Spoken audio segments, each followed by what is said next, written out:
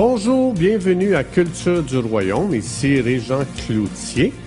Notre vision est d'équiper notre génération à découvrir leur nouvelle identité afin que tous puissent expérimenter leur plein potentiel. Pour en savoir plus, visitez notre site internet à cultureduroyaume.com. Bonne écoute!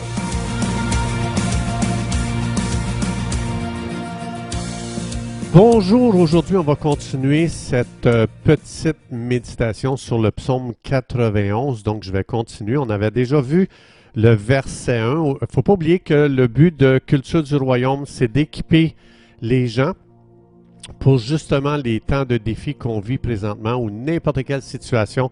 Donc c'est notre but. Alors le psaume 91 va nous équiper justement à traverser la crise mondiale présentement qu'on est en train de traverser. Donc, c'est notre but. Alors, on a vu au verset 1 du psaume 91 l'importance d'être assis dans la présence de Dieu puis de laisser le Saint-Esprit venir nous donner une révélation concernant El Elyon, qui veut dire le Très-Haut, et El Shaddai, le Tout-Puissant. Aujourd'hui, on va voir la deuxième chose la plus importante ici dans ce psaume qui va parler de l'importance des paroles qui vont sortir de notre bouche. C'est facile dans un temps de pandémie comme on vit présentement de dire des choses qu'on ne réalise pas peut-être l'impact que ça peut avoir. C'est ce qu'on va voir aujourd'hui. Ici au verset 2, ça dit « Je dis à Dieu » ou à l'Éternel, ou encore « Je déclare ». Je dis, je déclare, peu importe le mot qu'on va utiliser. On va dire, moi j'aime bien dire ici « Je déclare à Dieu » qu'il est mon refuge, il est ma forteresse et il est mon Dieu en qui je me confie. Ce qui est intéressant ici, c'est que la deuxième chose, après avoir dit l'importance de s'asseoir puis d'avoir une révélation sur qui Dieu est, c'est ça qui nous équipe pour des temps comme on traverse. La deuxième chose qu'il dit, la deuxième chose qui est le plus important, c'est de maintenant de contrôler ce qui va sortir de notre bouche justement dans ce temps qu'on vit présentement. Et ici, si on regarde les trois déclarations, Dieu est mon refuge, Dieu est ma forteresse, Dieu est celui en qui je me confie. Si on regarde la nature de ces trois déclarations, c'est trois déclarations qui amènent la vie. La nature de nos paroles sont extrêmement importantes. Alors ici, quand il dit Dieu est mon refuge, maintenant, il faut connaître un petit peu le contexte. Pour les Juifs, quand on disait « Dieu est mon refuge », il faisait référence dans l'Ancien Testament. Dieu avait dit de créer des villes de refuge. Donc, c'était un endroit où est-ce que tu allais te cacher. Quand il y avait quelqu'un qui devenait ton ennemi, qui voulait t'enlever la vie, qui voulait te faire du mal, tu courais, tu te sauvais dans une ville de refuge. Et dans cette ville-là, tu devenais inatteignable. C'était impossible d'être atteint par l'ennemi. Donc, les portes de ces villes-là étaient gardées et puis tu entrais là puis tu disais il y a quelqu'un qui veut porter atteinte à ma vie, donc je viens ici pour me réfugier. C'était une ville de refuge. Donc, ton ennemi n'était plus capable de t'atteindre. Maintenant, ça, c'est la chose la plus importante de savoir que présentement, la pandémie, c'est un ennemi et Dieu dit de l'importance de connaître que Dieu est mon refuge. Quand David a dit ça, ça veut dire « je suis devenu inatteignable ». Aussitôt que je déclare, aussitôt que ma bouche commence à déclarer que Dieu est mon refuge, ton ennemi ne peut plus t'atteindre. Donc, si présentement c'est la pandémie qui est notre ennemi, bien, il ne peut pas nous atteindre. Ça, c'est la première des choses. Ça veut dire que la nature de nos paroles sont très importantes. Comme je dis ici, refuge, c'est une parole de vie. Forteresse, c'est une parole de vie. Dieu, mon ami, c'est une parole de vie aussi. Ensuite de ça, il va dire que Dieu est ma forteresse. Maintenant, il faut savoir, quand on étudie dans le temps biblique une forteresse, il y a plusieurs sortes de forteresses, mais entre autres, lorsqu'on les construisait de nos propres mains, on allait à bâtir des murs jusqu'à 16 pieds d'épais dans le but d'être infranchissable. Ça, c'était le but d'une forteresse. Encore une fois, c'est encore pour la protection, la sécurité pour devenir inatteignable. Donc, c'était infranchissable. Ce que ça parle, c'est de sécurité. Ici, la deuxième parole qui sort de la bouche de David, c'est « Dieu est ma forteresse ». Il est cette muraille autour de moi tellement profonde épaisse cette protection-là, que je suis complètement en sécurité. Ensuite, il va dire, Dieu est aussi celui en qui je me confie. Donc, un confident. Dieu est mon ami. Ça veut dire qu'il est digne de confiance. Puis mon ami me dit, tu n'as pas à t'inquiéter de ton ennemi. Tu n'as pas à t'inquiéter de ce qui se passe présentement, de la menace qui est là devant toi. Alors, ça veut dire que c'est très important. Ça veut dire que David avait appris à parler la vie sur lui, à parler la vie sur ses situations. Donc, il y a un verset qui est extrêmement important et très puissant dans Proverbe 18, 21. Ça dit ceci, « La vie et la mort sont au pouvoir de la langue. » Ce que ça veut dire, c'est vital, vous et moi, quand on ouvre la bouche, de réaliser quelle est la nature des paroles que je suis en train de relâcher. Est-ce que ça relâche la vie ou est-ce que ça relâche la mort? Parce qu'ici, il explique que nos paroles ont une puissance. Les paroles ne sont jamais neutres. Ça dit ici, soit que mes paroles portent la vie, soit que mes paroles portent la mort. C'est pour ça que David il a dit, Dieu est mon refuge, ses paroles portaient la vie.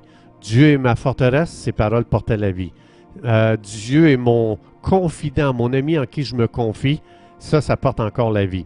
Ça veut dire que chaque fois que vous et moi, on parle la vie sur nous, sur nos familles, sur notre ville, sur nos nations, sur le gouvernement, on ne réalise pas, mais on est en train d'affecter le futur de toutes ces choses-là, juste par nos paroles. Comme par exemple, un autre verset qui est très puissant, dans Romains 10, versets 9 et 10, ça dit « Si tu confesses de ta bouche, tu seras. » C'est intéressant de voir que, là, c'est sûr, si on regarde le verset, ça dit « Si tu crois dans ton cœur que Jésus est le Seigneur, et si tu confesses de ta bouche. » Il y avait deux choses. Croire dans son cœur qui est Jésus. Jésus est Dieu. Il est le seul sauveur. Et de déclarer de ta bouche que Jésus est Seigneur. Les déclarations sont extrêmement importantes. Ça dit que croire dans notre cœur la bonne chose et de déclarer la bonne chose avec notre bouche, c'est assez puissant pour nous amener au ciel. Évidemment, on croit que c'est l'œuvre de Jésus que tout payé, son sang a payé pour notre rédemption. Mais c'est juste pour expliquer, ça dit si tu confesses de ta bouche. Ça révèle encore une fois la puissance de nos paroles. Donc, un autre verset qui est extrêmement puissant et très important que j'aime énormément, dans Marc chapitre 11, versets 21 à 23, ça révèle dans ce verset-là que les bonnes confessions vont ouvrir les portes à une vie surnaturelle. Comme par exemple, ici, je vous lis le verset, ça dit, Jésus prit la parole et leur dit, « Ayez foi en Dieu. Je vous le dis en vérité, si quelqu'un dit à cette montagne, encore une fois, c'est les paroles, si tu dis à cette montagne, ôte-toi de là et jette-toi dans la mer, et si tu ne doutes pas en ton cœur, mais que tu crois ce que tu dis va arriver, je vous le dis, cette chose-là va arriver. » C'est intéressant, encore une fois, si tu parles à la montagne. Donc, la pandémie présentement, c'est une montagne. On sait très, très bien. Mais ce qui est très intéressant ici, Jésus dit, tu peux parler à la matière, tu peux parler à la montagne. Non seulement tu peux parler, il dit, tu peux même donner des ordres à la matière, tu peux donner des ordres à cette montagne. Et Jésus dit, je te promets, si tu crois dans ton cœur que ce que tu dis présentement va arriver, ça va réellement arriver. Donc, ce que ça veut dire, c'est que Jésus veut nous faire réaliser la puissance qu'il a mis dans notre bouche. Et c'est pour ça qu'il faut vraiment apprendre à s'en servir. Donc, ici, la question, c'est est-ce que j'ai déjà pensé à donner des ordres à ce virus présentement qui est en train d'impacter le monde, la santé des gens, l'économie mondiale? Est-ce que j'ai pensé que je peux donner des ordres à ce virus-là? Parce que Jésus dit, si tu commences à donner des ordres, si tu parles à ce virus, je te le dis, tu es capable de l'enlever de devant toi, sur ta route. Donc, autrement dit, on a quelque chose à découvrir, comment est-ce qu'on est puissant par nos paroles. Donc, quelque chose de très intéressant. C'est pour ça que ça dit dans Joël 3.10, ça dit que le faible dise « Je suis fort ». Dans ce temps de pandémie, dans ce temps de virus présentement qui envahit le monde, Joël il dit c'est très important, dis pas que tu es faible dans cette position-là, dans cette situation-là. Dis que tu es fort. Ce qui est vraiment intéressant, c'est qu'il y a une étude qui a été faite par des spécialistes. Ils ont voulu découvrir jusqu'à quel point les paroles que l'on parle ont de la puissance sur le corps humain. donc sur la matière. Donc, ils ont pris quelqu'un, ils l'ont branché avec toutes sortes de machines. Vous savez, aujourd'hui, les machines, les appareils qu'ils ont pour vérifier tout ce qui se passe dans le cerveau, tout ce qui se passe dans les muscles, dans le corps. Alors, ils ont branché des gens, puis ils ont dit, tu vas dire à haute voix, je suis faible.